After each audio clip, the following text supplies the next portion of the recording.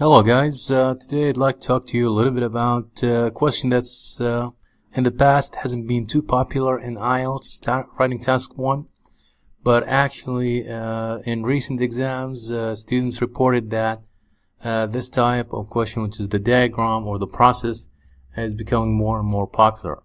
So I want to talk to you briefly about or show you an example that can be very helpful in future questions that you might encounter in the IELTS writing task 1 test. So this is the example, guys, and one thing to remember is that here we're not, in this type of question, we're not going to be making comparisons. So we're not going to be comparing like we do in line graphs, like we do in pie charts, like we do in bar graphs, where we compare the trends on a line or the trends in more than one line. Basically here we're talking about each step in the process that we have. So in the example that I have now, the chart below shows the process of plastic recycling. So this is one example. Of course, in your case or another case, you might get another question that's kind of similar, except that maybe it's a different process. For example, paper recycling process. For example, the rain cycle. So basically we're going to talk about each step in the process that we have. And in this example, guys, what we're going to do is, of course, we need an introduction, and I'm going to show you a little bit of, or some tricks that you can use to kind of give the impression that grammatically you are on an advanced level. So if you notice in the question, the chart or the flow chart below shows the process of plastic recycling. Notice plastic recycling, how I'm going to change this in the introduction here. So in the first paragraph I say the diagram illustrates, so I changed the word shows to illustrates, which is a more academic word, the process in which plastic is recycled. Plastic is recycled. I changed the ing here, the gerund verb, to a perfect verb. And this is one way to paraphrase, or one technique of paraphrasing is to change the grammar. And in this case, we are changing to the perfect. You will see this in the next paragraph as well. As outlined on the flow chart, notice that these bold sentences you can actually use in different diagrams to describe different diagrams. There are 6 separate stages in this process. You can guess why the word 6 is not in bold, because it's going to change in a different question based on how many steps, how many stages you have in your example. From the initial stage of coding, and identification of, or I say identifying of plastic, to the final step that involves, sorry about the typo here, extruding and storing of the end product to the final stage. So this is an introduction or a template for introduction that you can actually use as a template for the question that you might encounter. It's very easy and very straightforward.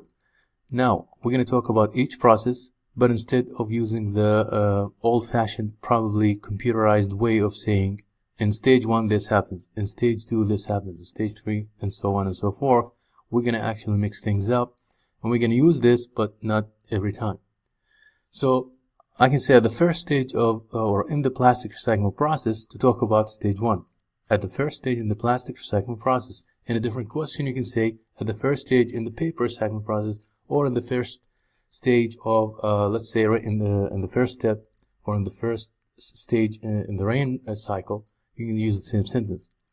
Plastic is coded and identified. Notice here we have coding and identification, or identifying. I changed that to plastic is coded and identified. Then I'm going to use the brief details that I have here to create a new sentence, because remember, you need words. You need at least 150 words, and this is a number that you can, or 168 is a very, I think, logical number, but don't try not to write less than 150. So in this stage, plastic gets coded and identified utilizing initial codes before it goes through the next stage, in which it gets washed and cleaned. So here basically I kind of combine the two stages. Instead of saying in stage 2 plastic gets washed and cleaned, I said here it goes to the next stage in which it gets washed and cleaned. Again, I'm going to use the details here, removing impurities like paper and foreign objects from plastic. Here I said this wash and clean of impurities. This includes removing any impurities such as paper or foreign materials in plastic before it gets shredded. And then again, I jump to the next process without actually saying in process 3 this happens before it gets shredded in the following step. Then I'm going to use the information here. In this stage, plastic is shredded into small pieces. Shredding, ing, remember gerund, we change it to is shredded into small pieces, and then transporting, we change to transported, to a new facility. In stage 4, now I said in stage 4 as a form of change because it's not the trend that I've been using before. So in stage 4, new codes are used to re-identify. Basically, I'm saying the same thing here. Plastic is giving new codes to re-identify its new grades. So again, I paraphrased the information here basically by maybe switching a little bit, starting from the back a little bit. And this is a technique that you can use.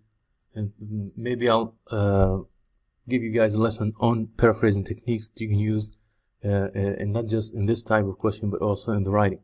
So in stage 4, new codes are used to re-identify plastic according to its new grades. This is the same sentence. And here I said according, I added according to its new grades because now plastic will have new grades after it has been shredded. Plastic is then melted. Now instead of saying, instead of talking about stage 4 in the form that I talked about stage 4, so instead of saying in stage 5, here I'm going to say plastic is then melted. And this is a very good form to use in this type of question. Plastic is then melted. If you have another question, you can use the same sentence, shaped and formed. Notice here ing. And then we change it to the perfect verbs into pellets. Finally, the new product is ejected and stored. I changed the word extruded because here it means ejected and stored in order for it to be reused as new plastic. So this is a very basic example, guys. You can build in this, you can change a little bit in this, but I think if you go with something like this, you can get a decent band score on this task. And if you have any questions, please let me know in the comments. And I hope you all enjoyed this lesson. Good luck to you all, and thank you so much for watching.